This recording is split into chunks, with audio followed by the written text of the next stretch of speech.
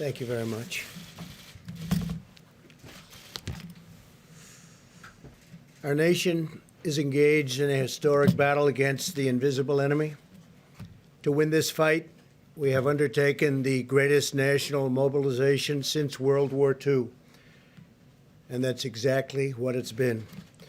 We've marshaled every instrument of American power, and we've unleashed our most potent weapon of all, the courage of the American people. These have been trying times. A cruel virus from a distant land has unfairly claimed thousands of precious American lives. To every citizen who has lost a cherished loved one, your pain is our pain. We mourn as one national family. Our country has come together. We draw solace from the faith that God has received and the departed. He has taken the departed into his eternal and loving embrace. They will never be forgotten. Over the last weeks and months, millions of Americans have joined together in a shared national sacrifice to halt the spread of this horrible disease.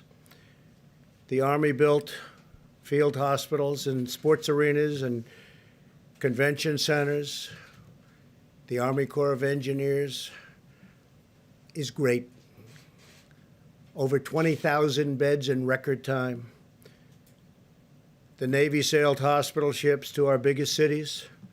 Life-saving supplies and experimental medicines were rushed to the front lines as we launched a rapid search for groundbreaking treatments and vaccines.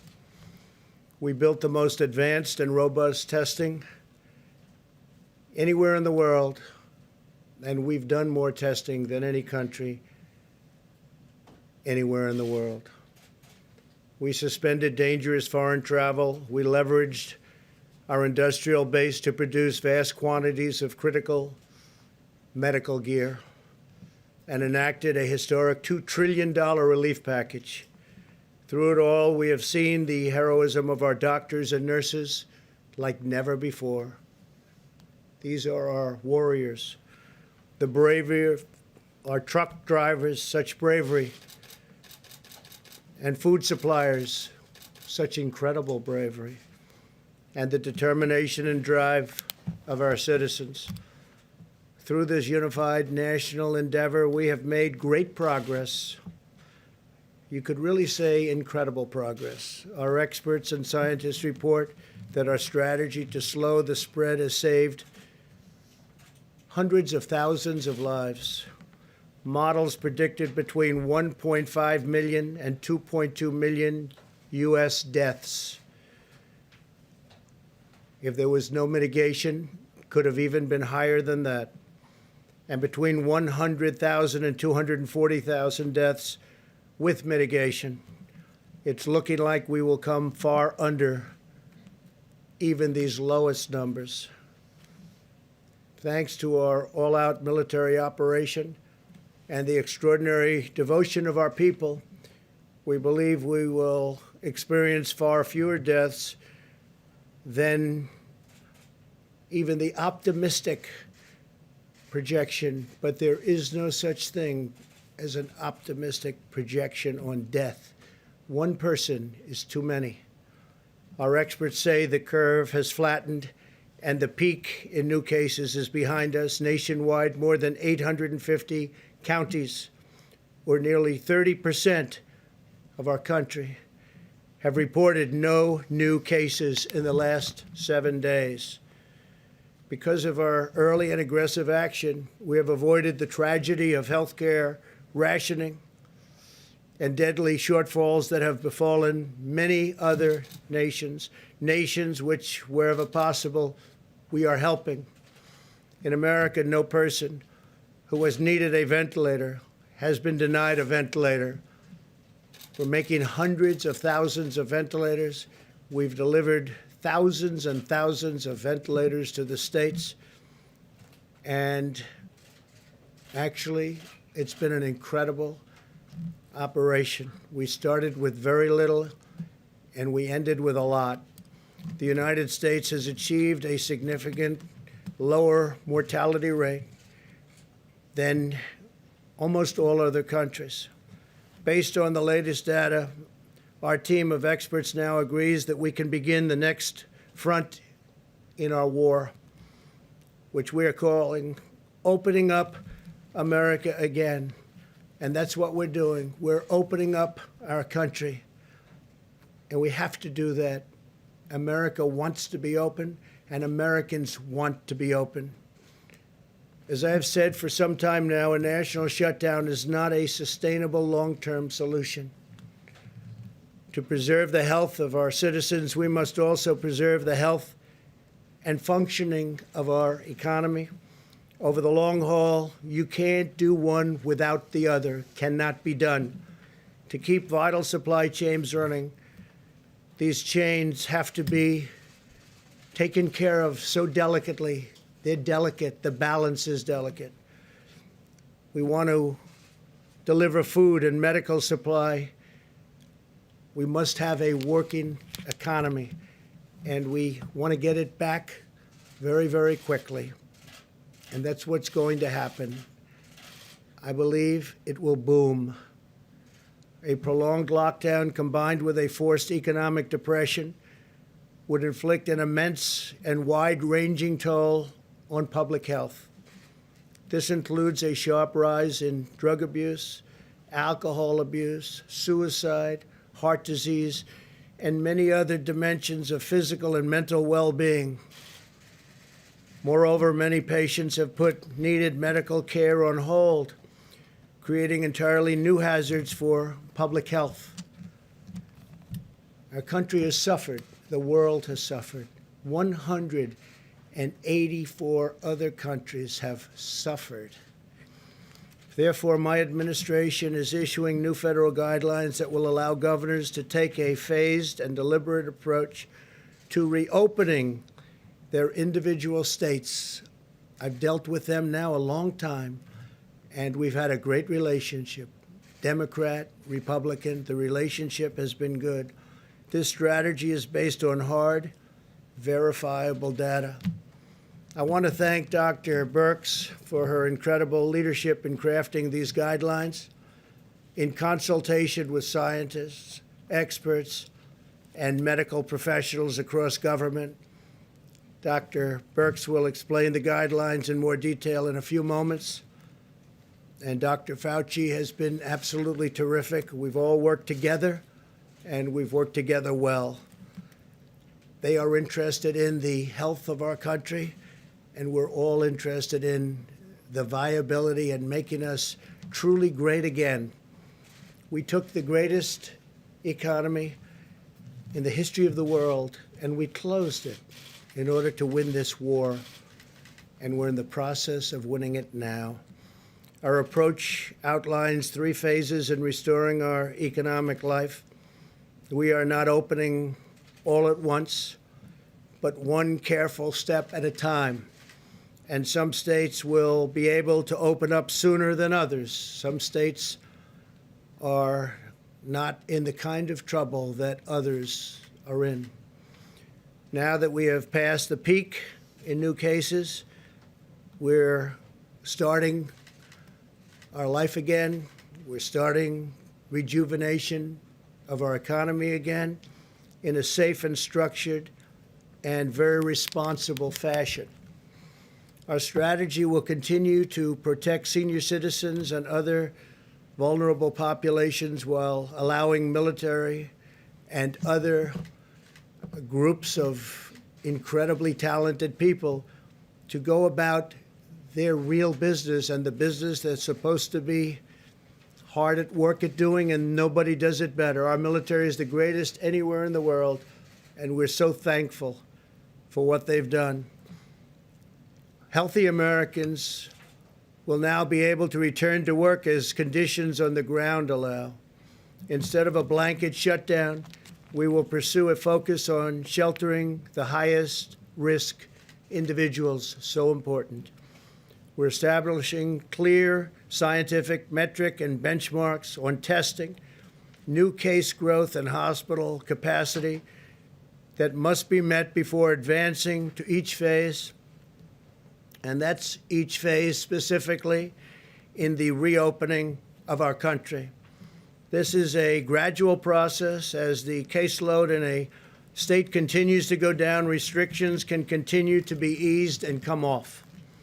Throughout the process, citizens will continue to be called upon to use all of their weapons in this war: vigorous hygiene, teleworking when possible, staying at home if you feel sick, maintaining social distance, sanitizing commonly used surfaces, and being highly conscious of their surroundings.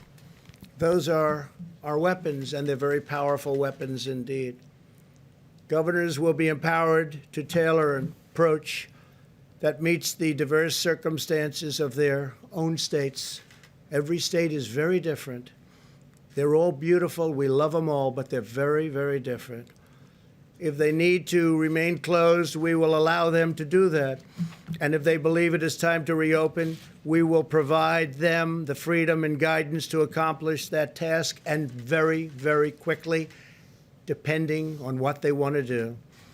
We are also encouraging states to work together to harmonize their regional efforts. We'll have numerous cases where states have worked and will be working very, very closely together. As we reopen, we know that there will be continued hardships and challenges ahead. Our goal will be to quickly identify and address any outbreaks and put them out rapidly. If the virus returns in the fall, as some scientists think it may, possibly, these guidelines will ensure that our country is up and running so that we can likewise put it out quickly. At the heart of our strategy is the vital role of medical research, especially for therapies that will significantly improve outcomes for high-risk patients and reduce the need for urgent care. This will be tremendously valuable in allowing life to eventually return to normal. At least 35 clinical trials are already underway, including antiviral therapies, immune therapies, and blood therapies in the form of convalescent plasma. You've all heard about some of these events and some of these therapies. They've come a long way. What's been done in the last 4 weeks is incredible. We will also continue to expand our testing capacity. We have now completed more than 3.5 million tests, by far the most anywhere in the world. Areas of our country that have been hotspots have done much more testing on a per capita basis than South Korea. We've done more than South Korea, and South Korea has done a good job, but we've done more. We will continue to work with governors to advise them on how to conduct both surveillance and diagnostic testing. We have now distributed over 600,000 Abbott ID Now point-of-care diagnostic tests. These are tests that are done on site, and within 5 minutes, you know the answer, positive or negative. In recent days, we have seen a dramatic increase in the number of tests performed by hospitals and academic institutions, with more than 120,000 tests recently reported in a single day, far more than any country in the world has ever been able to do. And our numbers are actually going up. As these new and better testing solutions come online, we're seeing this additional capacity reflected in the numbers. For this reason, the number of tests processed in commercial laboratories has dropped from approximately 100,000 to roughly 75,000 tests over the last week. The reason it dropped is because we have so many other tests and we don't even have to go through the laboratories. But the laboratories have tremendous additional capacity, and states feel free to use that capacity. Some in the media falsely reported this as a bad thing, when in fact it is a great thing, because it indicates that the states are moving to faster, more local testing solutions, including on-the-spot tests. So this drop in the utilization of commercial laboratories is an affirmation that testing, which is at an all-time high, is growing at a historic rate. In other words, the laboratories are great, but now we have forms of testing that are much quicker, much better, and we don't have to use the laboratories, but they're there, and they have a great capacity to do the work. As Dr. Birx has been advising our governors for weeks, we continue to have an excess testing capacity of 1 million tests per week available for use, and our capabilities are growing every single day, especially with the new tests that are coming onto the market rapidly. As we begin a science-based reopening, we must be extra vigilant in blocking the foreign entry of the virus from abroad. Border control, travel restrictions, and other limitations on entry are more important than ever to keep the virus in check and allow Americans to get back to work. The sacrifices our citizens have made in this time of crisis will be remembered, studied, honored, and praised for generations to come. We're really all working together. Democrat, Republican, conservative, liberal, we're all working together. This is not about parties. This is about our country.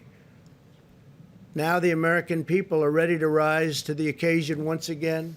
They are ready to show the world once more that Americans can defeat any challenger. Together we will rebuild this land that we love. We will reclaim the magnificent destiny that we share, and we will carry our nation forward to new heights of greatness and glory. I would now like to ask Vice President Mike Pence and Dr. Birx to further explain the new guidelines. I want to thank Dr. Birx. I want to thank Dr. Fauci, and I want to thank really especially a man who has devoted 24 hours a day to his task force and done such an incredible job, our great Vice President, Mike Pence. Please, Mike.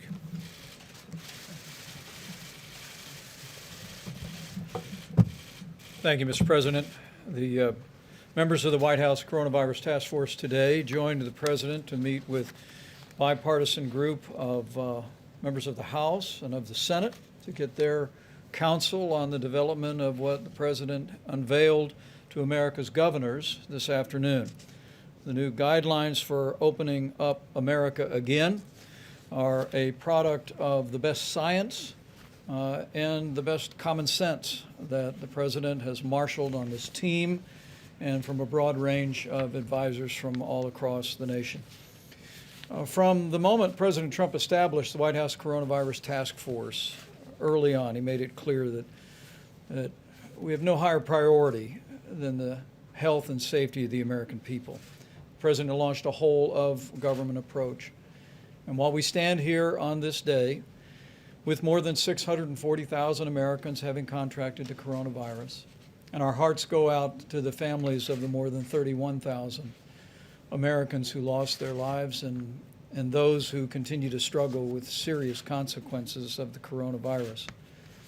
The truth is that because of the decisive action that our President took early on, suspending travel from China and thereafter from portions of Europe, and South Korea, screening passengers, because of the strong actions in partnership with every governor across America, because of the extraordinary efforts of America's healthcare workers on the front lines, and because of the cooperation of the American people and God's grace, we are slowing the spread.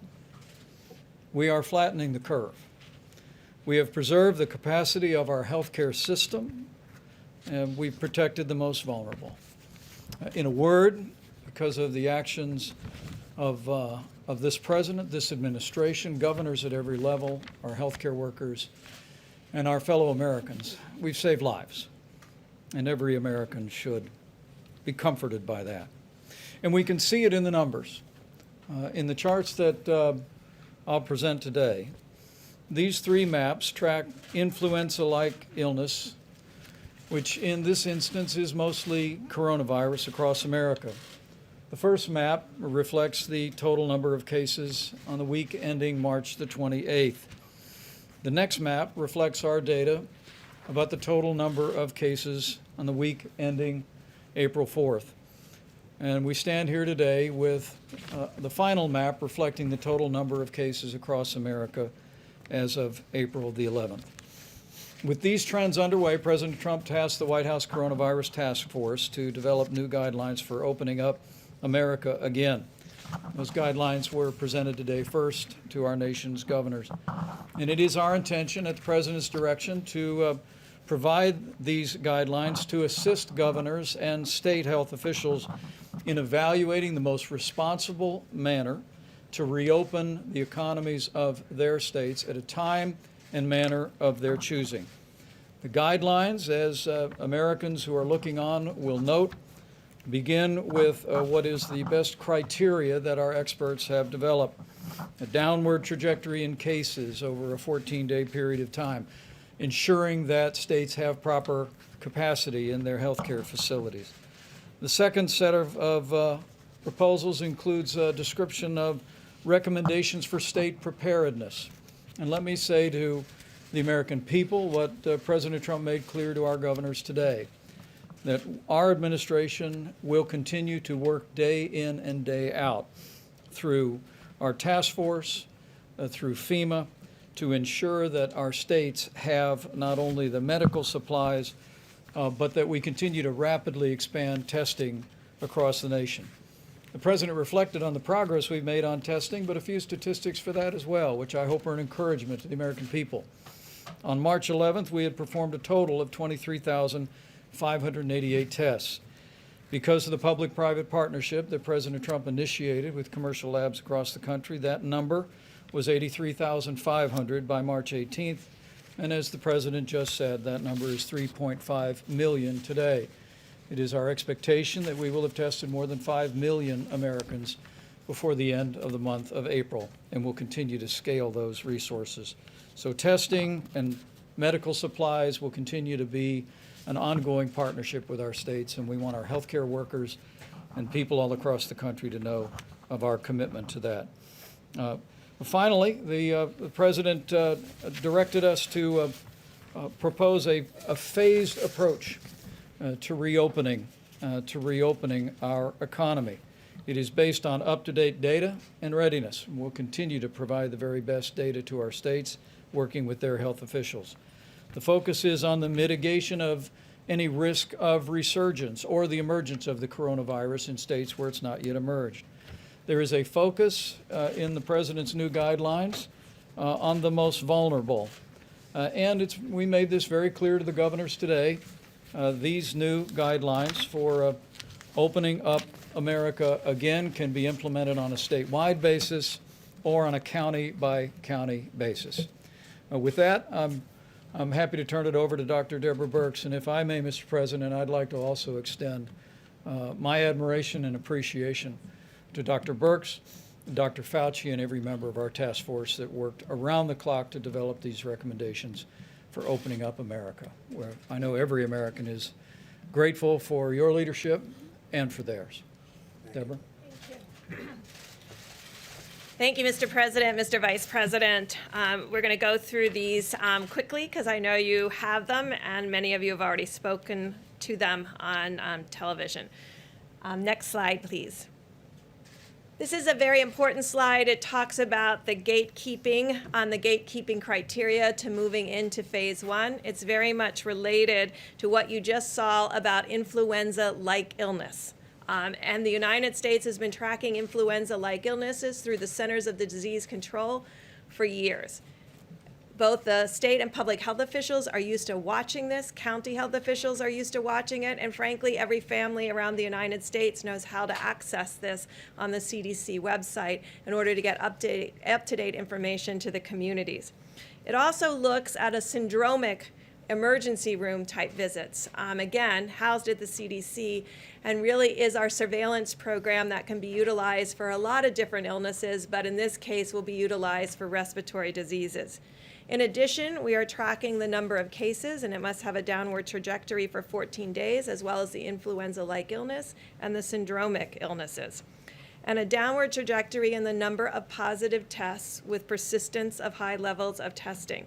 For the hospitals, it's to ensure that we can treat all patients without resorting to any crisis care, and ensuring that there's a robust testing program in place for at-risk healthcare workers, including frontline responders with their emerging antibody tests. Next slide. Now, just to show you what this looks like. So what the CDC did for me under the direction of Bob Redfield was to chart what the syndromic illnesses were reporting throughout the early part of March. And you can see in New Orleans, respiratory diseases were starting to be seen in the emergency room. That is the red line. The cases are shown in the dark blue line. The gray mountain is testing, and underneath that is the blue mountain of positives. And you can see that the early alert was present from the emergency room about early respiratory disease. You can see it predated the cases. So throughout the summer, when we do not have flu to contaminate this picture, we'll be able to follow this syndromic pattern, city by city, county by county, community by community, state by state. Next slide. In addition, the CDC has the influenza-like illness net distributed throughout the United States, very useful in the winter time. That first peak is influenza B in the red. That's this season. I showed you all the seasons here, so you could see the seasons as they are displayed. The first peak is influenza B, second peak influenza A, and then you can see the coronavirus, and you can see its decline, and it's declining towards baseline. This will allow us, again, city by city, community by community, state by state, to look for variations in an early response mode in those localities that I described. Next slide. So hopefully you see that we've brought CDC and their amazing talent of individuals at the Center for Disease Control and Prevention, and all of their abilities to this response and also to the surveillance that we need in this response. But I want to call your attention to the third bullet on this graphic. So we're tracking those two pieces that I described. But the third bullet is about setting up sentinel surveillance sites to be able to distinguish and find asymptomatic individuals. Individuals that you've heard about that may be either pre-symptomatic or asymptomatic throughout their entire disease course. We want to be able to find them in communities of particular vulnerability. So we'll be doing sentinel surveillance throughout nursing homes, throughout inner city federal clinics, throughout indigenous populations, to really be able to find early alerts of asymptomatic individuals in the community, and both for the syndromic cases that are tested, the influenza-like cases, and the asymptomatic cases, doing contact tracing, again with support from the Centers for Disease Control, working with each state and local government. In addition, we want to make sure that all the healthcare facilities have adequate protective, personal protective devices and the equipment to handle the surge, and to ensure the ICUs can handle increased capacity. We want every state to have a plan for the health and safety of its workers in critical industries, and to protect the health and safety of those living in high-risk facilities, including senior care facilities, as we discussed with sentinel surveillance, but also additional surveillance. When we talked with all of the states that had not had a major metro outbreak, their sentinel surveillances picked up always the first cases in nursing homes. And so this is a very much a big focus of the plan moving forward. I won't go into the rest of the details on this slide, but there's quite a bit of details on the expectations of every state and local government. Next slide. You'll recognize this slide. Next slide, please. You'll recognize this slide. It's what we've been talking about in the 15 and 30 days to prevent the spread. It's continuing those critical hand washing or sanitizers, not avoiding touching your face at all times, disinfecting surfaces, using face covering while in public, following state and local guidelines, and critically, staying home if you are sick. I know a lot of people go to the workplace when they are feeling ill. You know when you're feeling ill. It won't get better. by going to work. So we're asking again for people to stay home when they're sick. Next slide is for employers to ensure that there can be social distancing and protective equipment, temperature checks, use of disinfectant in high traffic areas, including break rooms, and ensuring that we don't do, there's no non-essential business travel, and then monitoring for any symptomatic individuals in the workplace. And again, if you become ill at work, to immediately to go home. And ensure that there's contact tracing of all the individuals that become sick. I'm going to go through the phases very quickly, but you have the details. Phase 1. Again, you have to go through those gating criteria related to 14 days of decreasing evidence of illness and decreasing testing despite adequate testing. So phase 1 begins with all vulnerable individuals, including those with comorbidities, continuing to shelter in place, and ensuring that those that first go out into the public are not those that are most vulnerable to bad outcomes in this disease. And then ensuring that we continue to do 6 feet maximum physical distancing in public spaces, continuing to avoid large gatherings, and all non-essential travel. For the employers, next slide. Again, if a vulnerable population needs to return to work and cannot be teleworking, there should be special accommodations for all vulnerable populations, as well as options for teleworking. We believe every employee should encourage work return in phases from 20% or 25% to 40% to 50%. And again, minimize all non-essential travel. Phase 1 continued. Next slide. If the schools are already closed, they should remain closed.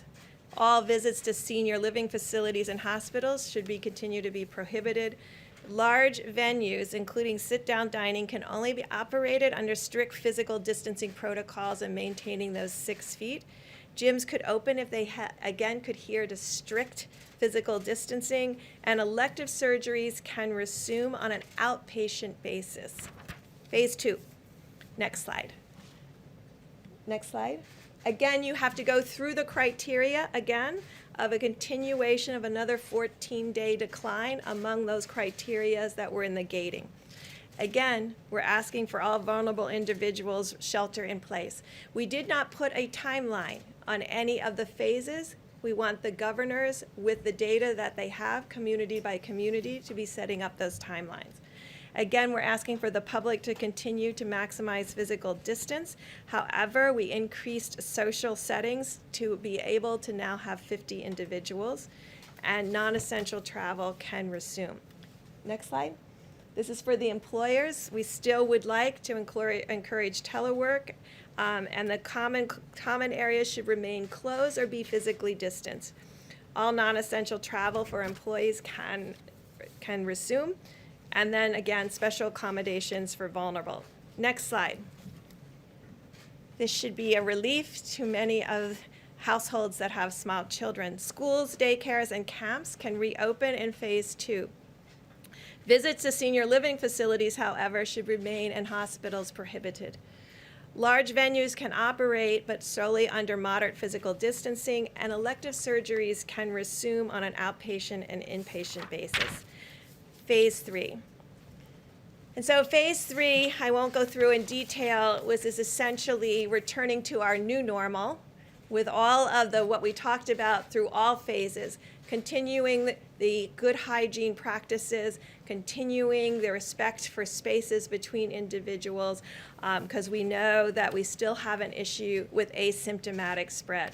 I do believe with this plan that we're both confronting the issue of finding symptomatic individuals through our networks with early alert, as well as those who come and present to different hospitals and emergency room with testing and contact tracing, but critically have put in place what we believe is a safety net through asymptomatic sentinel surveillance that is centered around our most vulnerable groups between nursing homes and our Native American people and indigenous populations, and our inner city groups that we know may be in multi-generational households and of unique risk.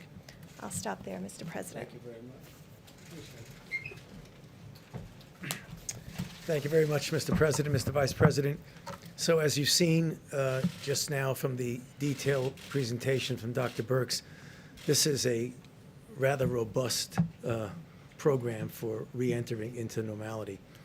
There's a lot of details here, and I know it'll take a little bit of time to digest them all. So what I thought would be good, since I really want to be brief to allow time for questions, is to kind of take us back to the discussions that we've had here before and why this is a natural evolution from what we had said before. You might recall that on a few occasions when I was up here before you, I told you that when we get to the point where we're going to take those steps towards trying to get back to some form of normality, that it would not be a light switch that you could turn on and off. I meant that in two different components.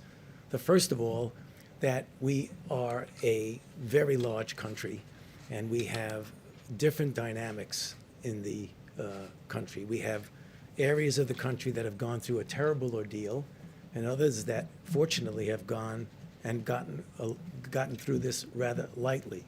So that's the first thing.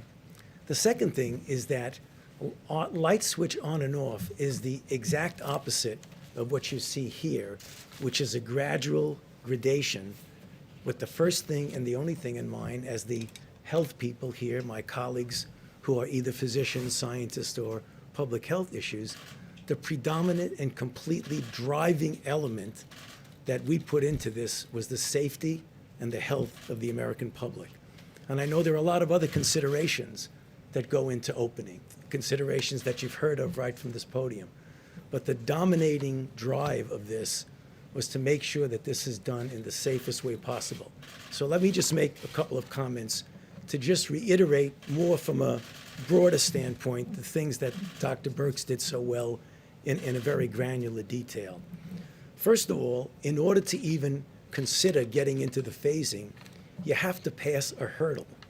And that's the hurdle that we refer to as gating in. Now, when you think about it and look at the map of the country and look at the differences in different parts of the country, you will see that there are some regions, states, locations that are going to be almost already into some of that gating and will have already fulfilled some of those criteria. Others, because of the dynamics of the outbreak in their area, will take longer to be able to do that. But you don't get to phase one until you get through the gating. And then in order to make sure that safety and health is the dominant issue, the design of the phases were just that. You go into phase one, if you get no rebound, and you satisfy the gating for yet again a second time, then you go to phase two. If you have no rebound and you satisfy the gating criteria for a third time, you go into phase three. So there are multiple checkpoints of safety there. So as I've said from this podium, when we were talking about the first 15 days of the mitigation, and then we extended it another 30 days, I essentially pleaded with the American public to say, let us make sure we do the best that we can to accomplish that. And in fact, mitigation works. You saw the charts that the Vice President and that Dr. Birx put up. It worked. And what we hope, and I believe we will be successful, if we carefully do this, again, with the attention to the safety and health of the American public, that we will be able to. It will be staggered. Not every state, not every region is going to do it at the same time. That's clearly obvious because of the varied dynamics of the outbreak. But we feel confident that sooner or later, we will get to the point, hopefully sooner, with safety as the most important thing, to a point where we can get back to some form of normality. The one thing I liked about it that Dr. Birx said so well is that no matter what phase you're in, there are certain fundamental things that we've done that are not like it was in September and October. You want to call it the new normal, you can call it whatever you want. But even if you are in phase 1, 2, 3, it's not okay, game over. It's not. It's going to be a way that we protect ourselves because, as we know, and as I've said from this podium, it may very well be, as we go the cycle around, that there'll be this virus that wants to come back to us. I think we're going to be able to handle that. Thank you. Go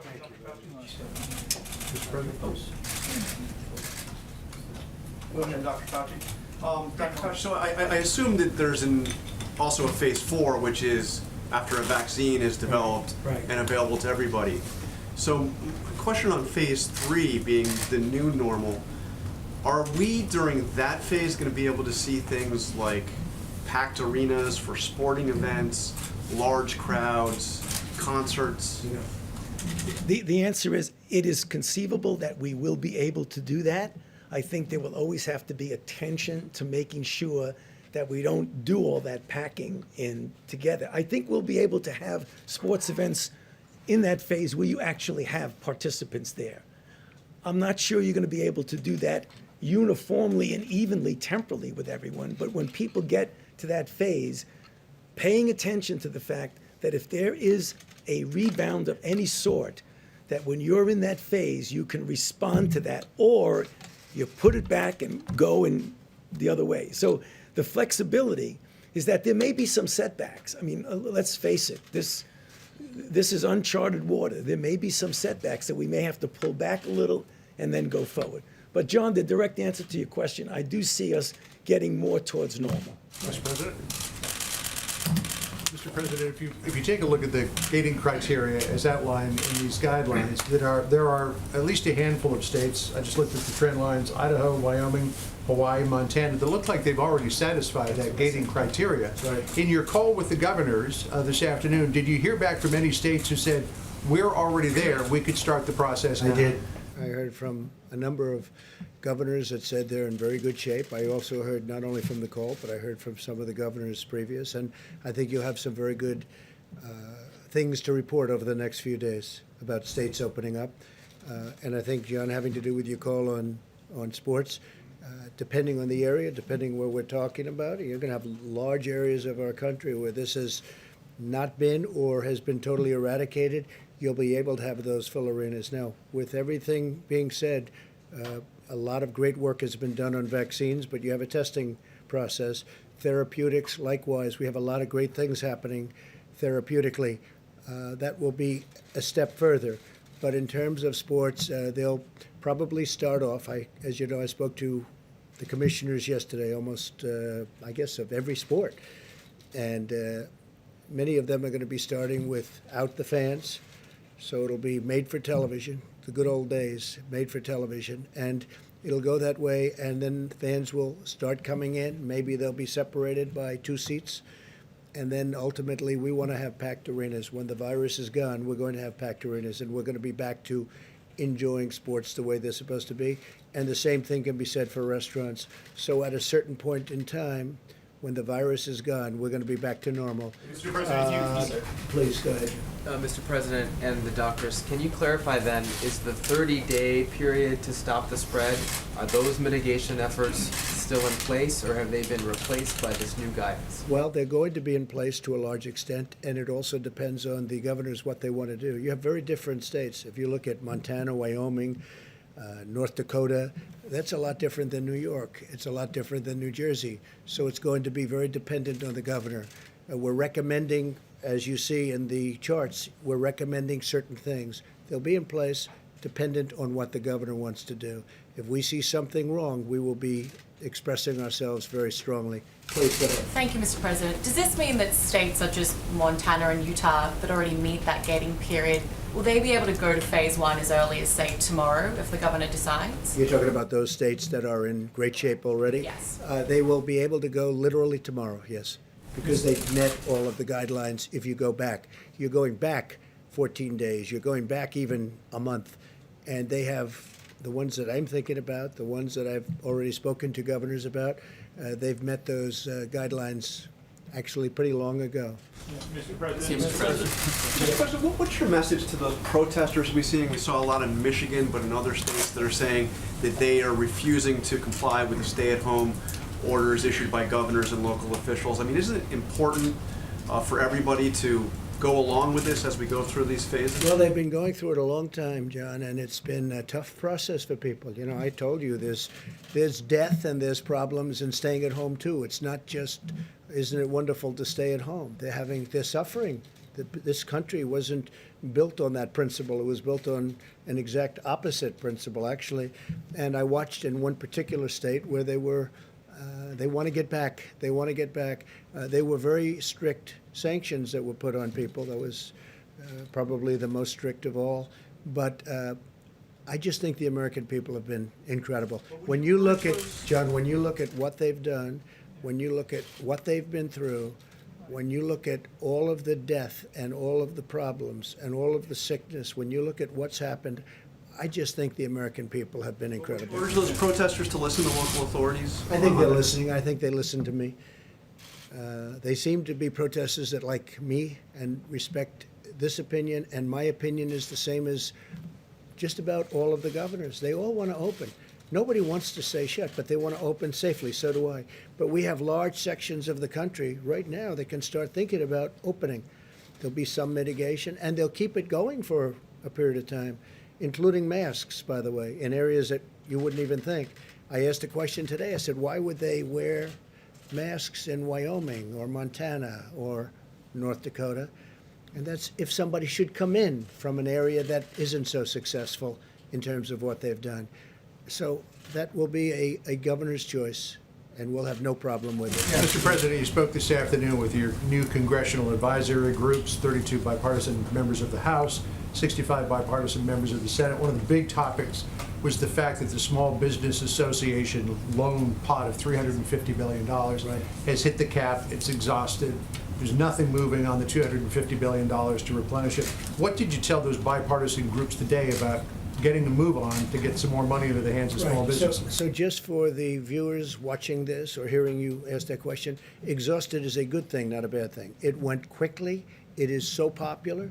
The banks have been incredible, including 4,000 community banks. 4,000. Most people didn't know you had that many banks. 4,000. Still need a lot, though. What they want is people want to keep this going. And we're doing it to keep the small businesses open and to keep the workers paid. And we have a $250 billion request. The Democrats like it. The Republicans love it. And to be honest, I think something's going to be happening. I hope so, because this is a very popular program. It was really executed flawlessly. The first day they changed an application a little bit. But when you look at what Bank of America did and what Wells Fargo did and Citi and a lot of the banks, but when you look at what all of the community banks did, it's been really incredible. Well, we're negotiating with Democrats, and they should frankly approve it quickly. This is a great thing for our country. It's a great thing for small business and for the workers, and we're having a hard time getting them to approve it. I think it's going to happen. It should happen really unanimously, but they're trying to get things, and we're not too happy with what they're trying to get. Please go ahead. First, could you just say which states specifically you guys think have hit the gating requirements at this I'd point? rather not say that, but you'll be seeing it very soon. I mean, I'd rather have the governors be able to announce, and they're very proud of it. They've worked hard. Some are in an area that's less susceptible, and some really was done, I think we can say, through talent. They really worked very hard. And, we have some states that got too much credit for what they've done. Frankly, I could name you a couple of those too, and I could name you a couple of them. And we have others that haven't been given credit that have done a phenomenal job. And part of the guidance seems to sort of shift to states and companies the burden not just of additional testing and surveillance, but also this sort of new normal in which, there's smaller crowds in restaurants and bars and Well, arenas. that's not going to be normal. There's not going to be a new normal where somebody has been having for 25 years 158 seats in a restaurant, and now he's got 30 or he's got 60, because that wouldn't work. That's not normal. No, normal will be if he has the 158 or 68 seats, and that's going to happen, and it's going to happen relatively quickly, we hope. But that's our normal. Our normal is if you have 100,000 people in an Alabama football game, or 110,000 to be exact, we want 110,000 people there. We want every seat occupied. Normal is not going to be where you have a game with 50,000 people. To that point, I mean, best case scenario that happens in these states that are doing really well in a month.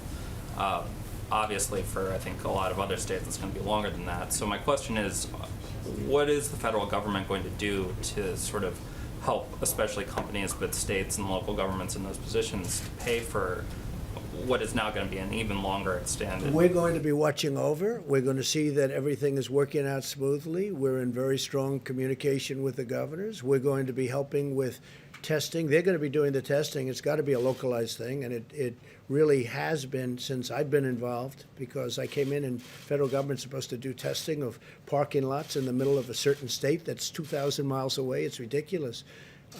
But the testing has been so incredible. Two things, testing and ventilators. Ventilators are really tough. They're very complex. They're very expensive.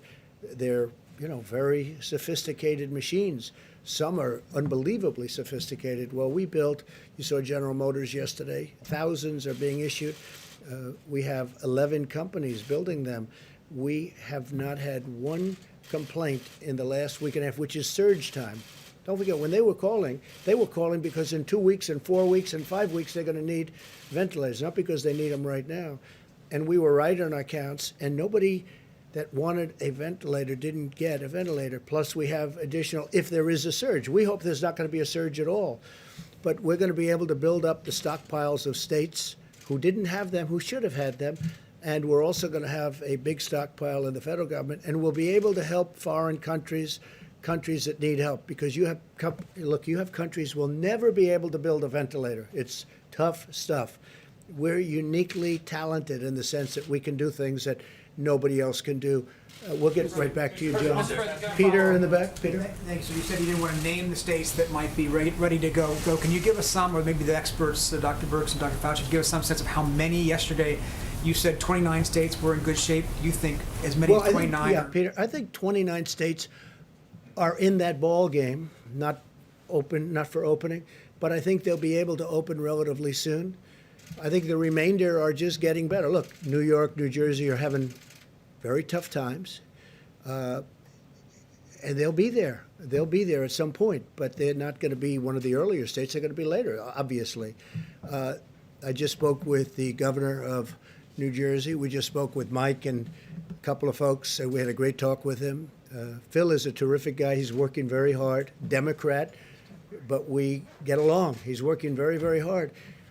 I guess the fact that he's right next to this big, massive city where everybody's very closely, they're together. And New Jersey's been hit unbelievably hard as hard as anybody in the true sense. But they're doing a great job in New Jersey. But that doesn't mean, Peter, that they're going to be opening next week. That's not one that's going to be. But we have a lot of states that, through location, through luck, and also through a lot of talent. We have states through a lot of talent are in a very good position, and they're getting ready to open. And over the next very short period of time, it's going to be up to the governors. We're going to work with them. We're going to help them. But it's going to be up to the governors. I think you're going to see quite a few states starting to open. And I call it a beautiful puzzle. You have 50 pieces, all very different. But when it's all done, it's a mosaic. When it's all done, it's going to be, I think, a very beautiful picture. And very important is what Dr. Fauci said. It could be that sometime in the fall, there'll be some flare-ups. We're going to be in a great position with everything we've done and everything we've learned. This was something that nobody ever saw before. Such contagion and very, very powerful. People don't realize, because we all probably have friends. I have a number of people that were just great people who were just decimated by what happened. Some are dead right now. They're dead. They went into a hospital. One called me. He said, I tested positive. 4 days later, he was dead. The following day, after he said that, he was unconscious. So this is a tough deal. At the same time, some people got sniffles and they didn't even realize they had a problem. And they are supposedly immune. We're going to find out about that. Even that's a little bit soon, because we don't know how long the immunity lasts. But, Peter, some states are in great shape, and they're really in great shape to open. And I think you'll have quite a few states opening soon. And they're going to be very vigilant. They're going to be very careful.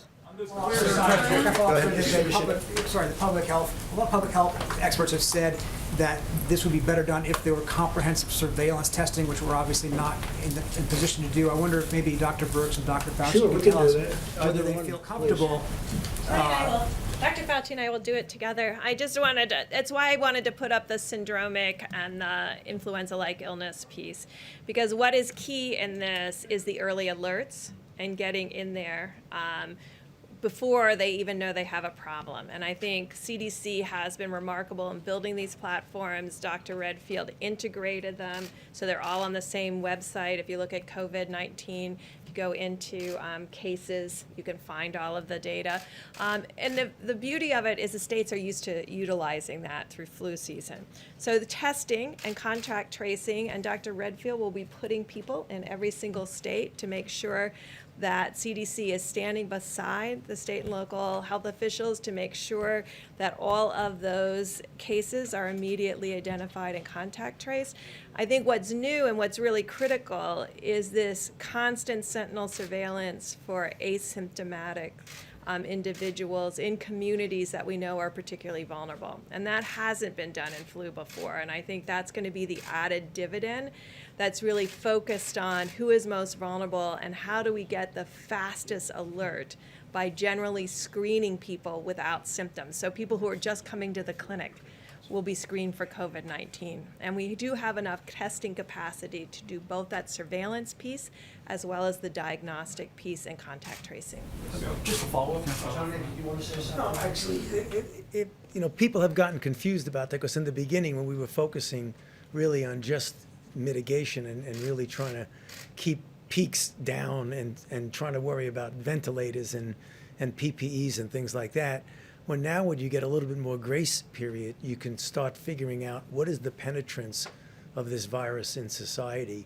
What are we missing in people who might be infected? What is the percentage of those people that are out there? That's going to inform us greatly for a number of things, including the level, once we prove that antibody test that you have is really protective, and we still don't know that yet. We're going to find that out. We may get a good feel of what the level of protection might be in society, but we don't know that yet. So it's going to give us information as to what the vulnerable areas are and how we need to respond. Remember, there's two types of things: antibody tests and tests for the diagnosis of who has the disease. One you need for contact tracing, the other you want to need for finding out what's in society.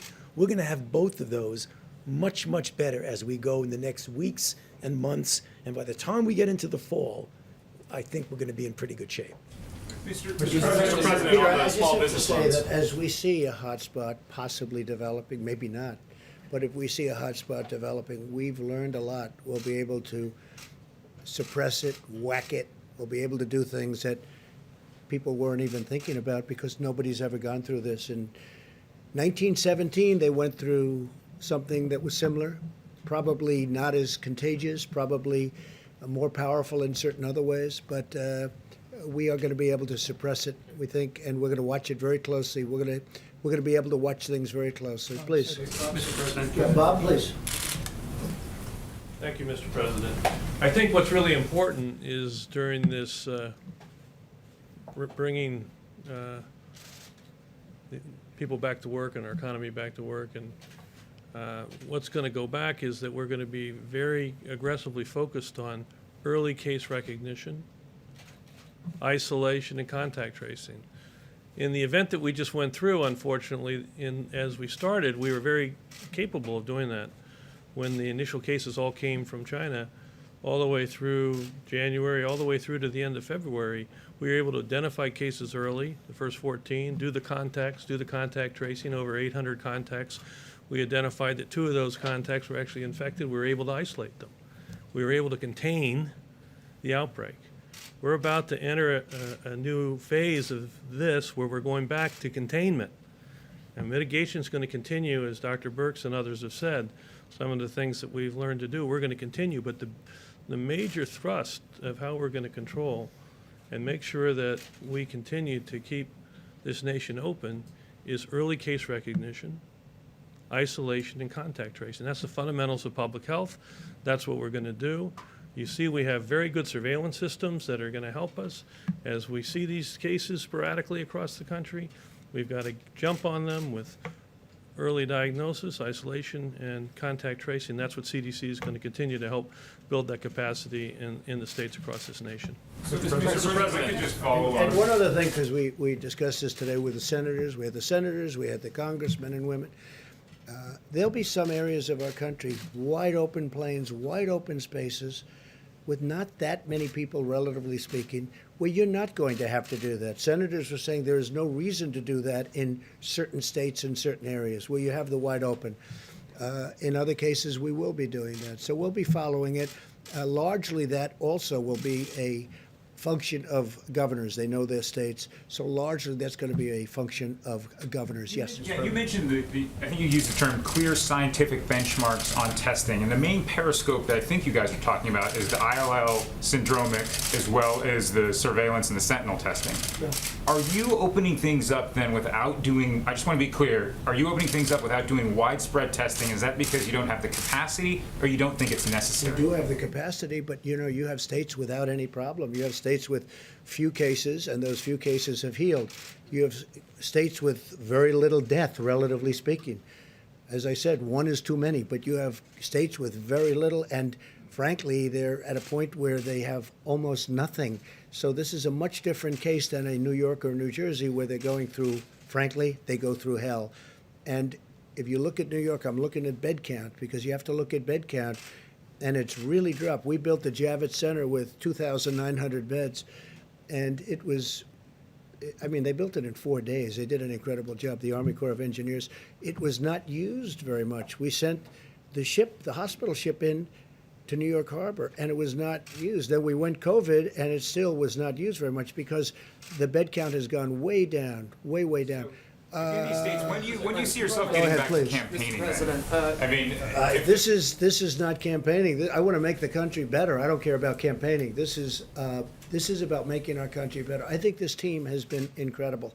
Whether it's Army Corps of Engineers, whether it's FEMA. One thing that happened on the call today that I noticed more than anything is Pete Gaynor. So many governors said, I want to thank you. Pete Gaynor called up. They had tornadoes in a big part of our country this week. And they were all saying that he has been unbelievable. They called one after another. They were thanking us for, that's FEMA, and they were thanking us. No, I want to heal this country. This is a war. We've been through a war. We have an invisible as opposed to a visible enemy. I think in many ways the invisible enemy is much more dangerous, is much tougher. In the G7 today, I went through country after country. We were there. We all get along great. Angela Merkel and Shinzo Abe, Prime Minister of Japan, and all of them. And their countries have been devastated by this. Their economies have been devastated by this. 184 countries all over the world. And we went through one after another. And I was angry because this should have been told to us. It should have been told to us early. It should have been told to us a lot sooner. People knew it was happening, and people didn't want to talk about it.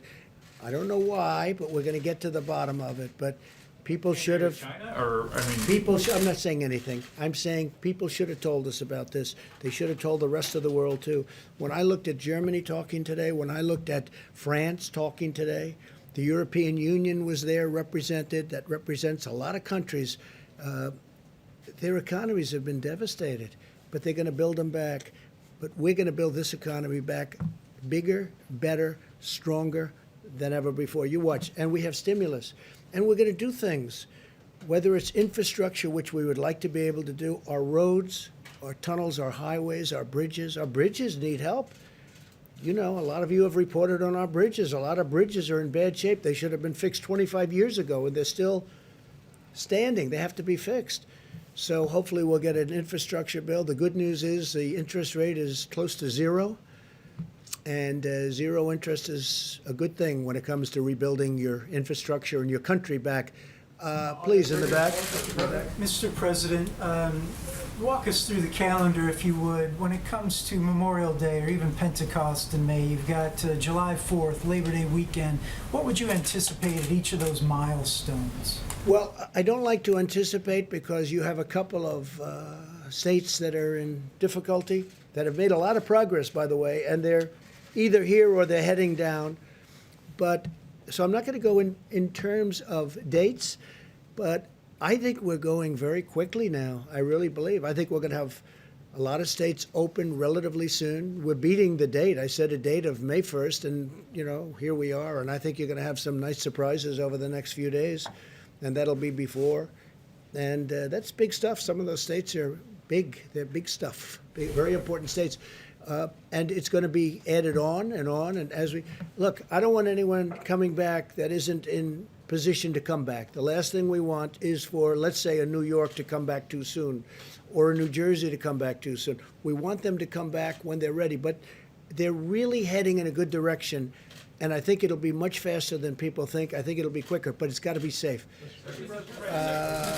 Yeah, please, Rebecca. Thank you. Has the government modeled the possibility of what might happen, how many deaths might occur if there is a widespread resurgence? If this just doesn't work, I mean, how many deaths are we talking about? So if we didn't do what we did, we were talking about up to 2.2 million deaths. So that's 5 times almost what we lost in the Civil War. Okay? But from here on If everything happens properly, and if we continue to go the way we're going now, we will be significantly less than the lowest number with mitigation. So we'll be significantly less. And it's still a lot of people. 1 is too many, as I've said. 1 is too many. But we'll be under the number of 100,000, which was the minimum number projected by the model. And I give everybody up here, I give all of the people that we've been working. I mean, this was a military operation with a lot of private help. If you look at Roche, they were incredible. Look at Johnson & Johnson now, what they're doing. They are very far advanced on a vaccine. I think therapeutically we have some of these genius companies. They're truly genius companies. I'm seeing them. I'm meeting with the people that run the companies and scientists. And I mean, what they're doing is incredible. It's incredible. It's a beautiful thing to see. So I think we're very far advanced, and I think we're going to be in great shape soon. Yeah, please. Mr. President, I know you don't want to mention specific states, but what about Washington and California? Do you have guidance for? Do you mean Washington State or Washington here? Washington State and California, do you Well, have that's going to be guidance? up to them. They're going to have to make that determination. I mean, the governor of Washington was saying that he can't find cotton because, you know, a swab is a very easy thing to get, and swab is essentially, it's a little bit more sophisticated than a Q-tip, and you got to be able to go out and find. You know, the federal government shouldn't be forced to go and do everything. What we've done is incredible. What we've done are the ones that can't be done, like, for instance, the ventilators that can't be done by anybody but a very powerful, very great manufacturing country, which is what we are and what we're really getting to be. And I have to tell you, some of these companies, what the job they've done, and we're going to recognize them pretty soon, the job they've done in terms of getting out, in particular ventilators, because ventilators are so hard. They're so, I say, and some people say, oh, it's not really as complicated. Well, it's like building a car. And you know what? The price is the same, too. It's a very expensive thing for a sophisticated ventilator. It's very, very tough stuff. Yeah, please. Mr. President, let me toss this question up to you and to the doctors as well. Truthfully, for those states that aren't ready to go to phase 1, to get through these phases, do we have an idea of how many millions, tens of millions of tests they're going to need for them to get through these phases? Any number out there? Tests of any sort? Yeah, so I mean, you've heard me talk about tests for a while from the podium, and I think what has happened over the last several weeks is hospitals and clinics that could move to the more point-of-care test, move to those point-of-care tests. And what it's left is an amazing array of capacity that exists in the country for at least 1 million more tests per week. So we have a whole team working lab by lab to see what it would take to turn on all of those labs that aren't running the pieces of equipment now. So you see in the system, I just said to you, there's 1 million more tests per week, that we have tests sitting there and equipment sitting there, and now we have to really deal with each single lab to really figure out what they need. And I just want to thank Administrator Verma, Seema Verma, who went through with us, and thanks to the lab directors, they really explained to us highly technical difficulty to run some of these big pieces of equipment, because you have to aliquot the samples, you have to centrifuge, you have to put them on the machine. It takes a tech full time. At $50 a test, it wasn't enough to hire another technician to run the machine full-time. So at $100 a test, it is. So those are the kinds of changes we have to make bit by bit by bit. But that alone doubles our testing capacity per week. So we're committed to work with laboratories to answer every one of their issues with the state and local governments. And I think, frankly, every conversation I have, and the governors will say, I need 5,000 people tested. And I say, well, at the University of X, there are 6,700 tests waiting for you. So it's more of making sure that every governor and every public health official knows exactly where every lab is and where the tests are, so we can create with them a real understanding so all these tests can be run. So yes, there is twice the capacity right now. You're So assuring just so you the government taking understand, that step. just so you understand, we have tremendous testing capacity. You look at the labs, they're actually saying, send us. And the reason it's gone down is because we have so many other tests that frankly are easier because you don't have to send. They're on site. And now we have the new saliva test that just came out yesterday, which is probably the easiest of them all when you get right down to it. And I was seeing where Rutgers is involved, great school, great college, great university, and they're using that. So many people are going to want to use that, but they don't have to use the labs anymore. Labs are great, highly accurate, very, very great companies, but they're down. They have tremendous, as that goes down, you have additional capacity. We have tremendous testing capacity, and to think that a month and a half ago, we had virtually nothing. I just want to conclude, we're opening up our great country again. It's going to be over a period of time. We're working with some really great people that have become friends of mine, and I'm including Democrat governors that have really done a good job, Republican governors, most of whom I've known that have done a really good job. They're all working together. We're all for it. With few exceptions, the relationship has been outstanding, and I want to thank Dr. and Mike. I want to thank the director, fantastic job. We've all done, by the way, head of the FDA, he has broken hurdles that years ago, even recently, would have taken years. He got one thing done in one day that would have taken 2 years for somebody else. So I want to thank Dr. Hahn of the FDA. We have incredible people that we're working with, and we're going to bring our country back, and it's going to be bigger and better and stronger than ever before. We have learned a lot. We've learned a lot about ourselves. I want to thank everybody, and most importantly, I want to thank the American people. Thank you all very much. Thank you. A quick question on grocery sponsor.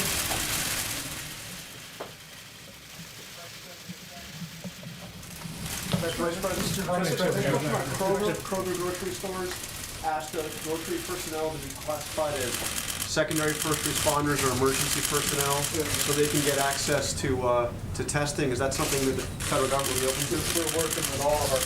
Okay. All right.